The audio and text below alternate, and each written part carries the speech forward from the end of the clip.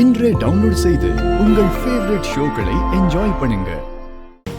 ஏண்டி எங்களை சாவடிக்க பார்த்துட்டு இங்க உட்கார்ந்து காஃபி குடிச்சிட்டு இருக்கியா? பெரிய மனுஷன் பார்த்தா இவ்வளவு கீழ்த்தனமா வேலை பாக்குற? என்ன நீங்க பாட்டுக்கு திறந்த வீட்ல ஏதோ நுழைஞ்ச மாதிரி வந்துட்டு ஏதேதோ பேசிக்கிட்டு இருக்கீங்க. நான் என்ன செஞ்சேன்? எதுக்கு இத்தனை பேர் வந்திருக்கீங்க? என்னடி ஒண்ணு தெரியாத மாதிரி நடிக்கிற?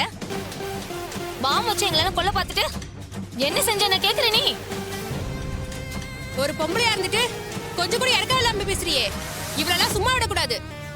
என்ன இல்ல என்னன்னு கேக்குறேன். என்னமோ பாமு அது இதுன்னு பேசுறீங்க. நீங்க பேசுற எதுவுமே எனக்கு புரியல. நான் எந்த பாமையும் வைக்கல. ஏய், கோயில பாம் வச்சு எங்களை கொல்ல பார்த்துட்டு இப்ப தெரியாது நான் சொல்றேன். நீ சரியான கிரிமினல் பொம்பளை நீ.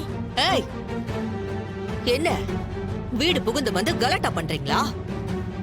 கோவில்ல யாரோ வச்ச பாம நான் தான் வச்சேன்னு சொல்றீங்க. மரியாதையா போயிடுங்க, இல்லன்னா அடிச்சு விரட்ட வேண்டியதா இருக்கும். ஏய், செய்யறதெல்லாம் செஞ்சுட்டு நல்லவ மாதிரி டிராமா பண்றியா? உன்னால சும்மா விடாதடி.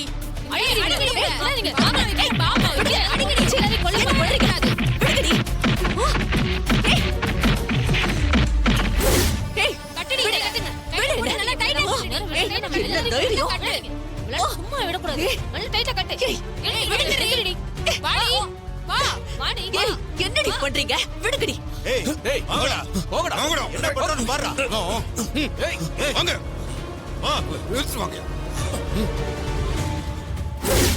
ஏய், விடுங்கடி. என்ன வாடி, இவ்வளவு தைரியம் இல்ல கோயில பா பாப்பா. ஏய், எல்லாம் சும்மா விடக்கூடாது. ஒண்ணும் தெரியாது. வாடா டேய். வாங்க. இல்லங்க. ஆனா விடுங்கடா. வா வாடி. ஏய், உங்கள எல்லாம் நான் சும்மா விட மாட்டேன். இதுலயே சும்மா விட மாட்டேன்.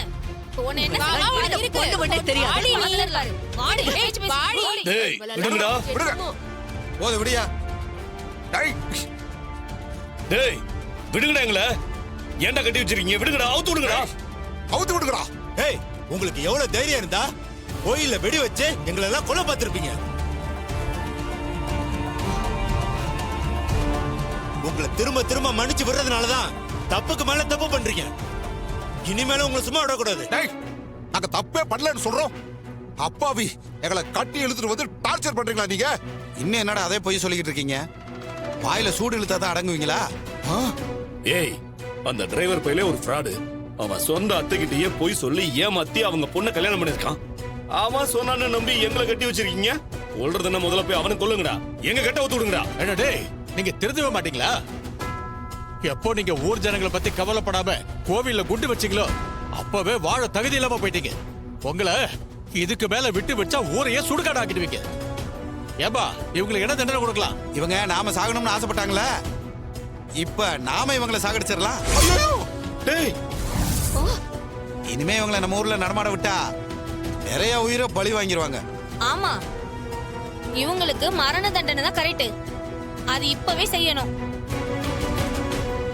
மரண தண்டனையா? டேய், என்னடா இப்படி சொல்றீங்க? டேய், என்னடா கொல்றேன்னு சொல்றீங்க? விடுங்கடா.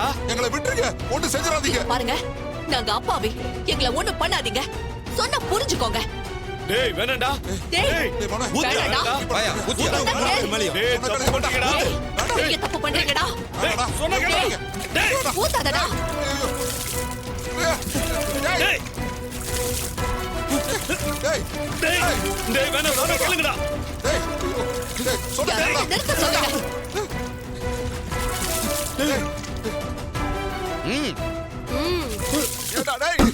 இப்படி பண்றீங்க? டேய், என்ன பண்ணிட்டு இருக்கீங்க? இல்ல தம்பி, இவங்க செஞ்ச காரியத்துக்கு இவங்களை உயிரோடவே விடக்கூடாது. இவங்க செத்தாதான் எங்களுக்கு நிம்மதி. என்னங்க இப்படி பேசிட்டு இருக்கீங்க? அவங்கள மாதிரி தான் நீங்களும் யோசிப்பீங்களா? அப்புறம் அவங்களுக்கும் உங்களுக்கு என்ன வித்தியாசம்? தம்பி, நாம இப்படி பெருந்தன்மையா நடந்துக்கிறதுனாலதான் இவங்க அட்டகாசம் நாளுக்கு நாள் அதிகமாயிட்டே இருக்கு. இவங்களை உயிரோட விடக்கூடாது. அப்பதான் நாம நிம்மதியா இருக்க முடியும். ஏங்க, அவங்க செஞ்ச தப்புக்கு தண்டனை கொடுக்கறதுக்கு கோர்ட் இருக்கு. நாம சட்டத்தை கையில எடுக்க கூடாது. அவங்கள போலீஸ் கிட்ட ஒப்படைங்க. மத்ததெல்லாம் அவங்க பாத்துப்பாங்க. முதல்ல கட்ட அவுத்து விடுங்க. சரிங்க தம்பி. பயா.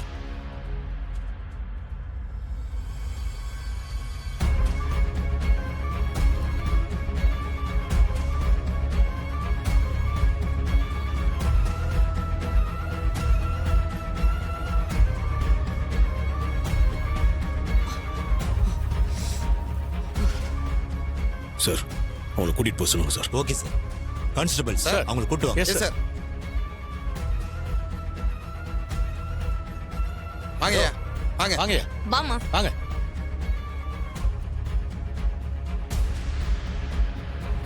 வாமா.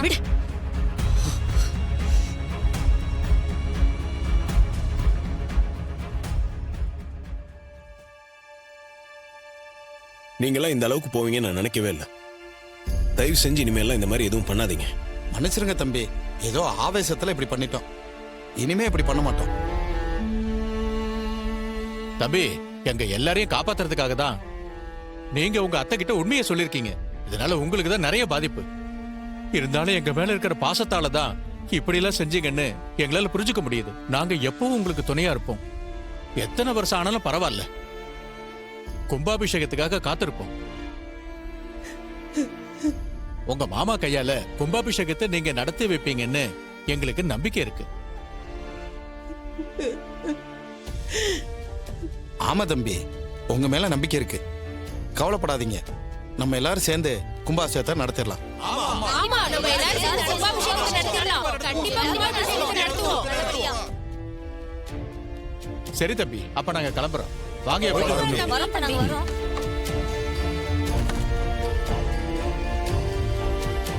பாட்டி, நீங்க உங்க பேரு மேலயும் ரேவதி குடும்பத்து மேல வச்சிருக்கிற அன்பையும் பாசத்தையும் பார்க்கும்போது எனக்கு ஒரு விதத்துல பொறாமையா இருக்கு. ஆமாம் பாட்டி, இப்படி ஒரு குடும்பம் எனக்கு இல்லையேங்கிற கவலை உங்களை எல்லாம் பார்த்ததுக்கு அப்புறம் தான் எனக்கு வந்துச்சு. ஏண்டா கண்ணு அப்படி சொல்ற? நீ எங்க குடும்பம் தான் கண்ணு. நீ என் பேத்தி தான். எப்படியாவது சாமுண்டீஸ்வரி மனசு மாறி மறுபடியும் இந்த கோவில் கும்பாபிஷேகம் நல்லபடியா நடக்கணும். என் பேரன் கார்த்தியும் ரேவதியும் ஒண்ணு சேர்ந்து சந்தோஷமா வாழணும். அது வரைக்கும் என் உசுரை நான் கையில புடிச்சுக்கிட்டு இருப்பேன் கண்ணு. கவலைப்படாதீங்க பாட்டி, இன்னும் கொஞ்ச நாள்ல கார்த்தி சாமுண்டீஸ்வரியோட மனச மாத்தி நீங்க நினைச்சபடி எல்லாத்தையும் நல்லபடியா செஞ்சு கொடுப்பாரு. அந்த நம்பிக்கை எனக்கு இருக்கு. ரொம்ப சந்தோஷம்டா கண்ணு. அடுத்த முறை கும்பாபிஷேகம் நடக்கும்போது நீயும் கண்டிப்பா வரணும். அதுக்கு என்ன பாட்டி, நான் வராமலையா? ஆனா ஒரு கண்டிஷன். நீ வரும்போது உன் புருஷனோட தான் வரணும். ஆமாங்க கண்ணு. நீ இந்த கோவில்ல காலடி எடுத்து வச்சிட்டல்ல, எல்லாத்தையும் என் அம்மா கொடுப்பா, நிறையவே கொடுப்பா. இனிமே பாரு, உனக்கு எல்லாம் நல்லதாவே நடக்கும் பாரு.